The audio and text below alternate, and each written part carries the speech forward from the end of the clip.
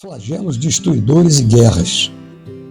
Por que esse tipo de coisa tem que acontecer hoje em dia, ainda, com tanta evolução da humanidade?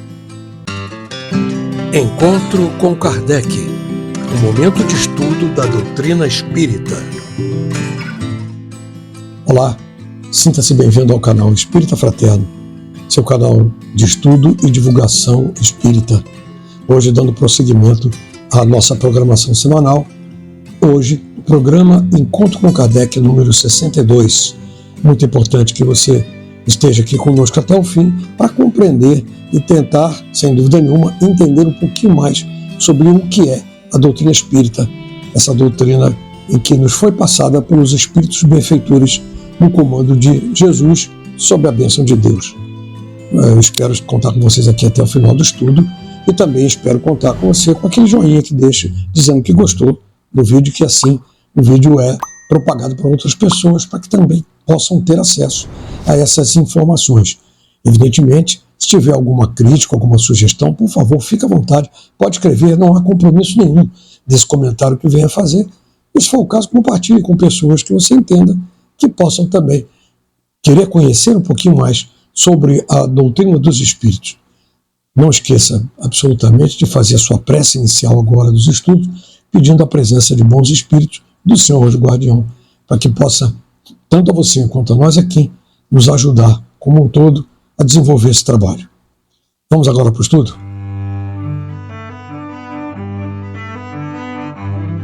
Capítulo 6. Lei de destruição. Flagelos destruidores. Perguntas 737 a 741. Com que fim fere Deus a humanidade por meio de flagelos destruidores? Para fazê-la progredir mais depressa. Já não dissemos ser a destruição uma necessidade para a regeneração moral dos espíritos, que em cada nova existência sobe um degrau na escala do aperfeiçoamento? Preciso é que se veja o objetivo, para que os resultados possam ser apreciados. Somente do vosso ponto de vista pessoal os apreciais. Daí vem que os qualificais de flagelos, por efeito do prejuízo que vos causam. Essas subversões, porém, são frequentemente necessárias para que mais pronto se dê o advento de uma melhor ordem de coisas e para que se realize em alguns anos o que teria exigido muitos séculos. Para conseguir a melhora da humanidade, não podia Deus empregar outros meios que não os flagelos destruidores? Pode, e os emprega todos os dias, pois que deu a cada um os meios de progredir pelo conhecimento do bem e do mal. O homem, porém, não se aproveita desses meios. Necessário, portanto, se torna que seja castigado no seu orgulho e que se lhe faça sentir a sua fraqueza. Mas nesses flagelos, tanto sucumbe o homem de bem como o perverso. Será justo isso? Durante a vida, o homem tudo refere ao seu corpo. Entretanto, de maneira diversa pensa depois da morte. Ora, conforme temos dito, a vida do corpo bem pouca coisa é. 1 século no vosso mundo não passa de um relâmpago na eternidade. Logo, nada são os sofrimentos de alguns dias ou de alguns meses de que tanto vos queixais. Representam um ensino que se vos dá e que vos servirá no futuro.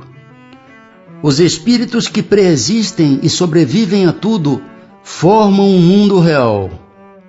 Esses, os filhos de Deus, e o objeto de toda a sua solicitude. Os corpos são meros disfarces com que eles aparecem no mundo. Por ocasião das grandes calamidades que dizimam os homens, o espetáculo é semelhante ao de um exército, cujos soldados, durante a guerra, ficassem com seus uniformes estragados, rasgados ou perdidos. O general se preocupa mais com seus soldados do que com os uniformes deles. Mas nem por isso as vítimas desses flagelos deixam de o ser. Se considerasses a vida qual ela é, e quão pouca coisa representa com relação ao infinito, menos importância lhe daríeis. Em outra vida, essas vítimas acharão ampla compensação aos seus sofrimentos, se souberem suportá-los sem murmurar. Quer a morte venha por um flagelo ou por uma causa comum, ninguém deixa de morrer quando ouve soado a hora da partida. A única diferença em caso de flagelo é que parte ao mesmo tempo o maior número de pessoas. Se pudéssemos nos elevar pelo pensamento de maneira a dominar a humanidade e abrangê-la completamente, esses flagelos tão terríveis não nos pareceriam mais do que tempestades passageiras no destino do mundo. Esse tema, flagelos destruidores, é um pouco polêmico, né? Porque a gente fica pensando por que ainda existe tanta coisa, tanta tragédia, a gente pode chamar assim, tragédia, tempestades impressionantes, e tsunamis, e terremotos, desabamentos em determinados locais, a fome, que também é um flagelo, também é uma tragédia, né? Essas coisas, por que elas existem? É muito difícil a gente entender, né? No final das contas, até aceitar, poxa, por que Deus permite que isso aconteça? A gente tem que sempre pensar que tudo que acontece nessa vida, nada é por acaso. Nada, absolutamente nada. Tudo acontece com um propósito específico. A cada vez que a gente tem uma tragédia, um flagelo, como chama ali, um flagelo destruidor, terremoto, tempestade, seja lá o que for, a gente tem que pensar na utilidade que Deus fez, que Ele usou para aquele evento ali. Em que ponto que aquilo ali vai beneficiar a própria humanidade? Veja, nós temos vários exemplos quanto a isso. A gente, numa tragédia, por exemplo, a gente aprende a superar e a conviver com os problemas, aprende a superar os problemas. É verdade, porque sempre depois que tem uma tragédia, alguma coisa assim muito ruim que aconteça, ou com uma família, ou com uma cidade, ou com um bairro inteiro, né? Um avião, por exemplo, que caiu, é preciso analisar os motivos, e os motivos só Deus sabe. Se a gente tem fé, se a gente acredita realmente que a nossa vida não é desse planeta, que nós estamos aqui em evolução, nós não podemos duvidar da bondade de Deus até nesse sentido, né? Um exemplo agora recentemente, há alguns anos, nós tivemos a Covid-19. Veja, foi uma tragédia. Quantas pessoas desencarnaram em função daquilo ali? Quantas pessoas tiveram sérios problemas?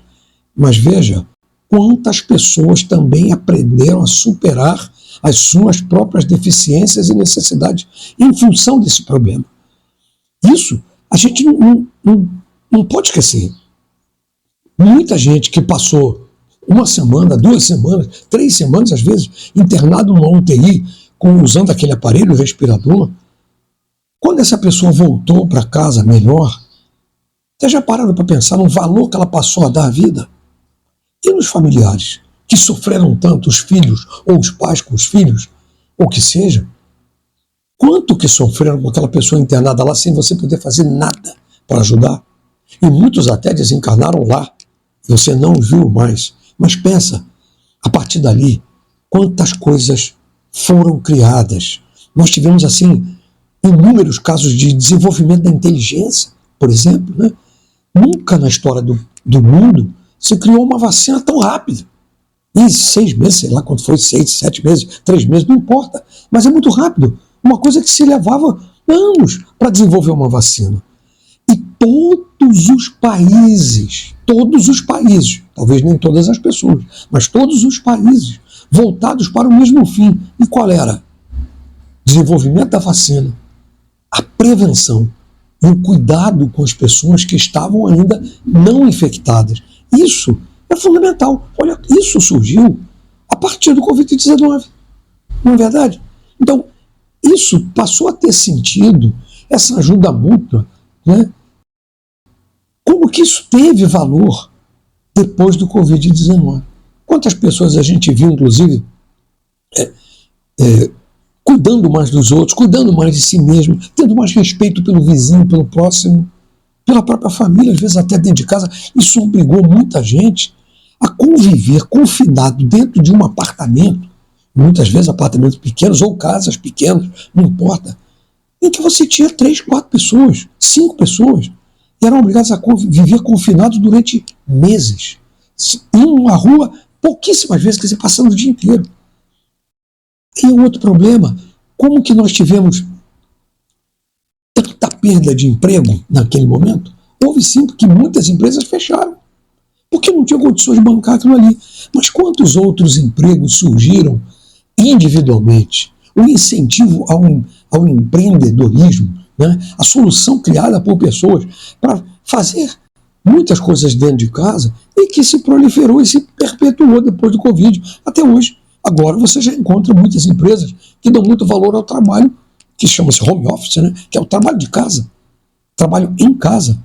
Muitas empresas passaram a fazer isso. Isso criou uma série de outras vagas de trabalho, porque diminui o custo da empresa fisicamente, com luz, energia, água, alimento, seja lá o que for, aluguel das instalações, e essas pessoas passaram a trabalhar dentro de casa, em que o custo da casa já está agregado. Então a empresa pode contratar mais gente.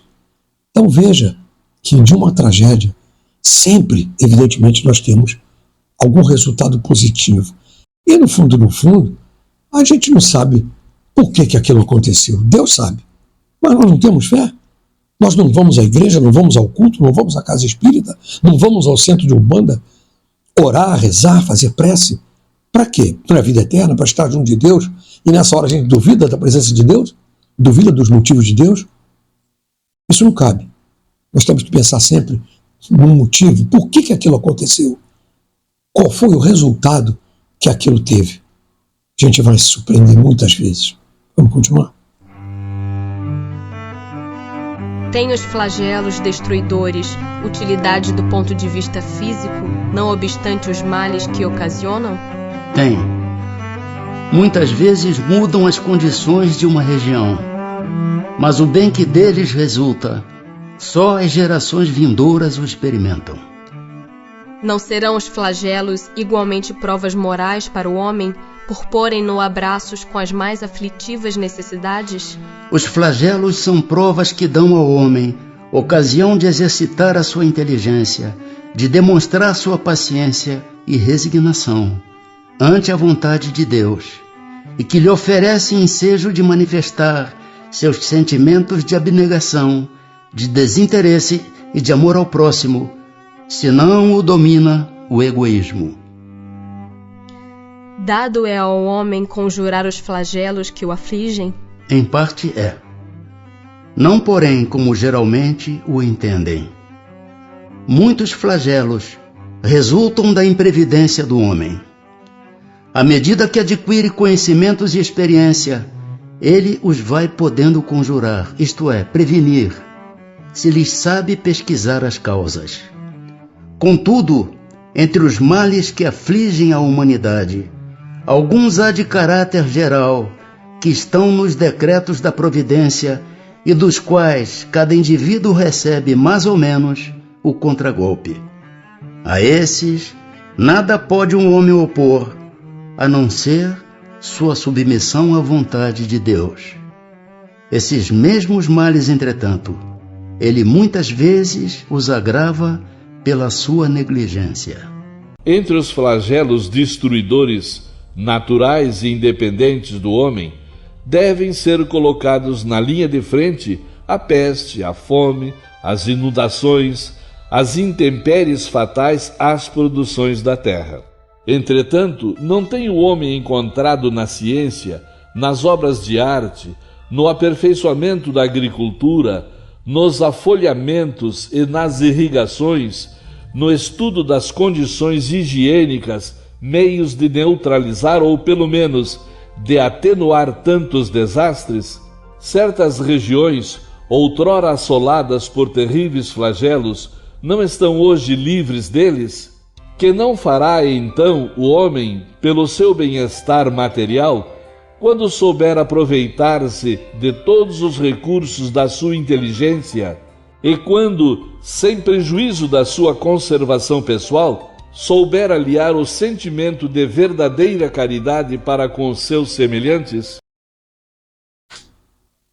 É preciso a gente entender uma coisa aqui, que quando a gente fala em castigo, a gente não está se referindo a castigo que Deus castiga, porque o texto fala uma coisa do castigo, né? Que em algum momento é como se Deus enviasse aquilo como um castigo. Mas esse castigo, ele tem que ser encarado como uma experiência em que a gente não soube fazer sozinho e teve que ser imposto para fazer. Nós já falamos aqui um tempo atrás, num estudo sobre as encarnações compulsórias, quer dizer, a pessoa faleceu, foi para o mundo espiritual e teve tanto problema na vida aqui, um assassino da vida, um ditador malfeitor da vida, sabe? Um político extremamente corrupto que desencarna, que ele tem que pagar tanto que muitas vezes ele é obrigado a voltar numa encarnação de uma maneira até que ele não gostaria, que é evidente que ele não gostaria de sofrer, né? Mas ele é obrigado. Isso é uma imposição para o crescimento do próprio espírito. Nesse caso aqui, é o que nós estamos falando. Muitas vezes a gente é obrigado a passar por determinados flagelos físicos para poder dar um testemunho pessoal depois disso, do resultado bom que teve, da boa colheita daquela serventia, né? Por que aquilo serviu e como uma grande experiência para prevenir, inclusive, coisas no futuro. Vou dar um exemplo aqui, de você ter determinado uma encosta de um morro em que as pessoas, por necessidade, a gente até entende isso, sem dúvida nenhuma, a gente entende, mas foram morar numa área de risco, sabiam que era uma área de risco e foram para a área de risco. O problema não é só a pessoa ter ido para lá, mas é aquele governante, aquele executivo que governava a cidade e que não impediu que isso acontecesse, mas impediu de uma forma benéfica. Arrumou um outro espaço para aquelas pessoas poderem se colocar, mas não, deixou aquilo acontecer, permitiu que as pessoas ficassem ali. E o que aconteceu? Desabou, morreu gente, tragédias, pessoas soterradas, gente que ficou soterrada ali durante um tempão, 12 horas, 14 horas, às vezes 2 horas, mas não seja. Você já imaginou a sensação de estar soterrado? Quando você sai dali, olha a experiência que você teve. Primeiro ponto, experiência da pessoa. Olha a experiência que ela passou a ter. Como ela pode olhar o mundo de forma diferente depois de ter passado uma situação daquela. E por outro lado, esse governante que permitiu aquilo acontecer, em algum momento ele vai responder por aquilo. Mas, muitas vezes, depois desse susto que leva, passou a designar áreas mais específicas e a deslocar. E nós temos exemplos, centenas de exemplos depois daquilo. Passaram a ter mais cuidado com aquela preservação da vida daquelas pessoas, não permitindo mais que outras famílias se colocassem em lugares parecidos com aquele.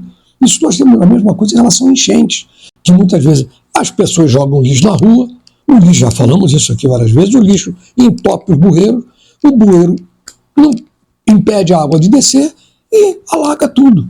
E esse alagamento, muitas vezes, é a tragédia, que nós temos até casos de pessoas, porque os rios enchem demais, e não escoa a água, e as pessoas acabam se afogando, desabamento, coisas desse tipo.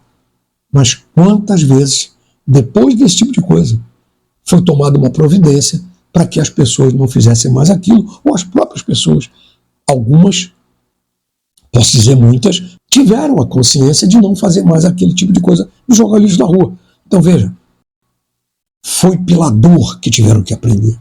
Ou você aprende pelo amor, ou você aprende pela dor. Que Deus é justo em todos os sentidos. Jamais eu poderia fazer alguma coisa que fosse sem nenhum tipo de razão, ou que fosse prejudicial para as pessoas. Outro exemplo rápido. O Japão, até hoje, é vítima de muitos terremotos. Mas olha as edificações que tem lá, de muitos anos, de décadas para cá. Como é que eles constroem agora as casas e os prédios? Em que o terremoto raramente derruba alguma coisa. Por quê? Foi uma necessidade. Então, criou-se novos aspectos através da inteligência, com tecnologia, para evitar aquelas coisas e evitar que as pessoas perdessem as suas suas vidas, ou que tivessem problemas físicos em função daquelas tragédias, né? E outra coisa, olha quantos empregos foram gerados a partir daquele momento. A partir do momento que começaram a fazer edificações diferentes, eles começaram a modificar todas as estruturas dos prédios que existiam. Olha quantos empregos foram criados. Pensa, a gente tem sempre que buscar alguma coisa boa. Que Deus não faz nada ao acaso. O acaso não existe. Deus está no comando de tudo, sempre. A gente é que muitas vezes não tem noção disso e não colabora com ele, né? Vamos ver a última parte?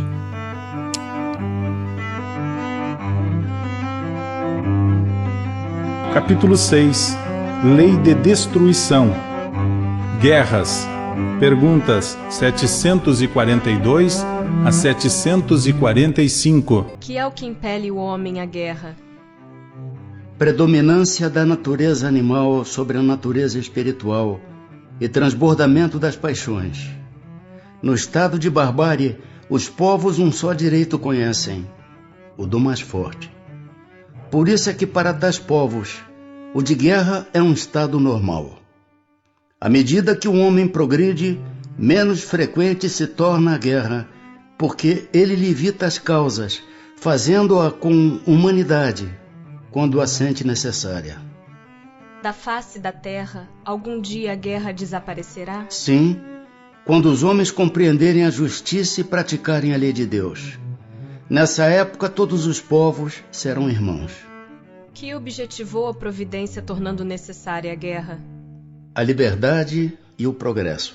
Desde que a guerra deve ter por efeito produzir o advento da liberdade, como pode frequentemente ter por objetivo e resultado a escravização. Escravização temporária, para esmagar os povos, a fim de fazê-los progredir mais depressa. Que se deve pensar daquele que suscita a guerra para proveito seu? Grande culpado é esse, e muitas existências lhe serão necessárias para expiar todos os assassínios de que haja sido causa, porquanto responderá por todos os homens cuja morte tenha causado, para satisfazer a sua ambição. Parece meio óbvio. Entenda que quando se refere a isso, são dois momentos. Primeiro fala sobre a libertação. Quantos povos conseguiram a sua liberdade através de guerras? Nós temos esse caso no Brasil, nós temos esse caso nos Estados Unidos e tantos outros que foram forçados a entrar em guerra para poder se libertar e ter uma vida progressiva dali para frente. Então, nesse caso, a guerra foi necessária? De uma certa forma, sim. Porque se não fosse pelaquela guerra, aquele povo não estaria liberto. Não estaria. A gente tem que pensar nesse sentido. Agora, existe, infelizmente, cada dia que passa parece que aparece mais, né? Parece que a gente vê mais. O mundo todo em guerra. Mas por quê? Porque as pessoas são egoístas, egocêntricas. Os povos também são assim. Você vai botar a culpa só no presidente de um país? Não. Como é que os seguidores aceitam aquilo? Como é que as forças armadas aceitam? Como é que o povo aceita? Porque tem o mesmo princípio de egoísmo, o mesmo princípio de individualismo e dominação daquele líder ali. Por que certos países estão sempre em guerra? Aí o motivo é a Guerra Santa, tá bom? Porque tem cabimento alguém querer matar o outro porque o outro tem uma religião diferente? Querer bombardear o outro porque tem uma religião diferente? Ou querer bombardear o outro porque o outro está num pedaço de terra que ele não quer que ele esteja ali, mas aquilo está ali há décadas, há quase um século, por exemplo, que Israel está onde está. Por que tem que sair dali? Se já está ali, já está consolidado. Mas mas tem um povo que não quer. Por outro lado, esse povo, não vou nem comentar sobre Israel e de Palestina, aquela região, mas outros lugares, a guerra da Ucrânia. Por que tem que vir um outro invadir aquilo ali? Por quê? Porque a Ucrânia queria participar da comunidade europeia, mas a Rússia não queria que ela participasse, sob pena de ter as suas fronteiras ali muito vulneráveis para a entrada de outros aliados dos Estados Unidos. Porra, invade o país, aí vira guerra. Essas pessoas, não só os líderes, mas essas pessoas que incitam esse tipo de problema, pode estar certo que um dia elas vão ter que resgatar isso, de um jeito ou de outro. Aí, muitas vezes, a gente vê numa guerra, uma família dizimada, por exemplo, num bombardeio. Isso tem acontecido diariamente. Bombardeou um determinado prédio, que caiu uma bomba lá e matou algumas famílias. Você sabe se aquelas famílias, em outra encarnação, não provocaram a guerra também? Não provocaram esse tipo de flagelo, esse tipo de desgraça? Essa morte coletiva em outras pessoas? E estão ali sentindo, ou os seus filhos padeceram ali e ele está sentindo o efeito da guerra, ele pode ter provocado em outra encarnação. Veja, mais uma vez a gente tem muito claro o princípio da reencarnação. Meu Deus, como isso é justo a nível geral, como isso é justo no universo. É você ter cometido alguma coisa, ter feito alguma coisa errada e poder em algum momento resgatar aquilo e continuar crescendo. É como se fosse, entre aspas, perdoado. No momento em que você repôs aquele mal que você fez. Isso nós encontramos no nosso dia a dia.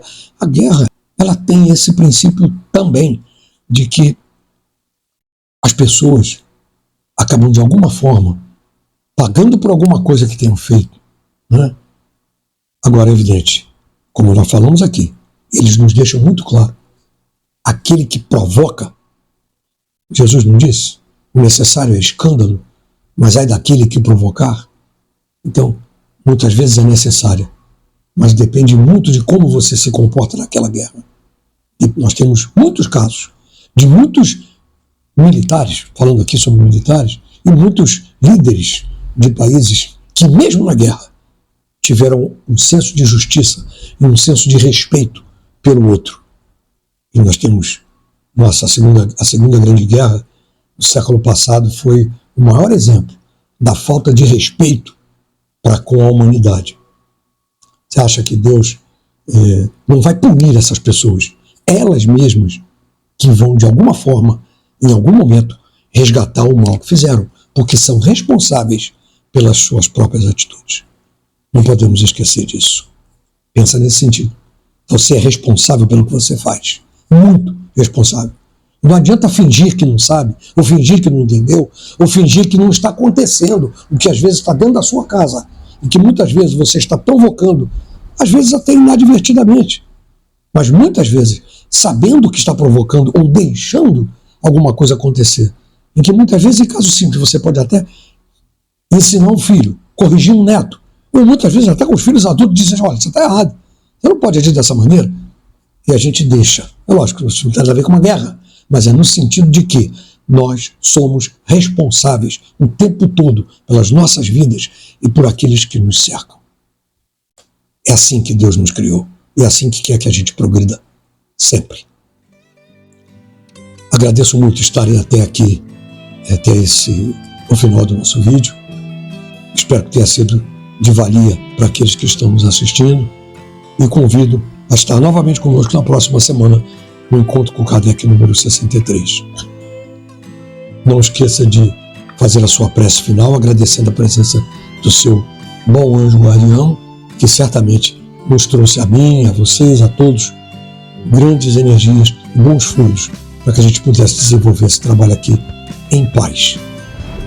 Também não posso deixar de pedir que não esqueça de deixar o joinha, se inscrever no canal, compartilhar e comentar com suas sugestões sobre o que nós acabamos de falar e o que nós temos feito no nosso trabalho.